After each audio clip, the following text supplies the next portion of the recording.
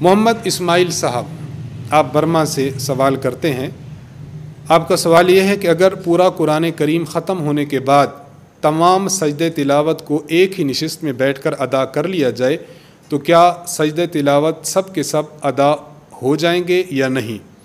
نیز ہر سجدہ الگ الگ ادا کرنا بہتر ہے یا اکٹھے ادا کرنا؟ جہاں تک پہلے سوال کا تعلق ہے تو بہتر تو یہی ہے کہ انسان جب سجدہ تلاوت والی آیت تلاوت کرتا ہے تو تلاوت کرنے کے بعد سجدہ کر لے،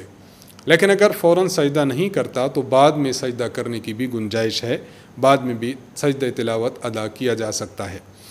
اور جہاں تک اس مسئلہ کا تعلق ہے کہ ایک ہی نشست میں قرآن کریم کو ختم کیا اور اس کے 14 کے 14 سجدے اگر ایک ہی جگہ بیٹھ کر ادا کر لیے جائیں تو ادا ہو جائیں گے، تو اس کا جواب یہ ہے کہ جی ہاں ادا ہو جائیں گے۔ اس کے لیے بہتر تو یہ ہوتا ہے کہ انسان کھڑا ہو جائے، سجدہ کرے ایک، پھر اس کے بعد کھڑا ہو جائے، پھر دوسرا سجدہ، بہتر تو یہ صورت ہے۔ لیکن اگر اپنی جگہ پر بیٹھے ہوئے ایک سجدہ کر لیا پھر بیٹھ گئے، پھر دوسرا کر لیا پھر بیٹھ گئے، اس طرح بھی اگر سجدے ادا کر لیے جائیں تو اس طرح بھی ادا کرنا جائز ہے۔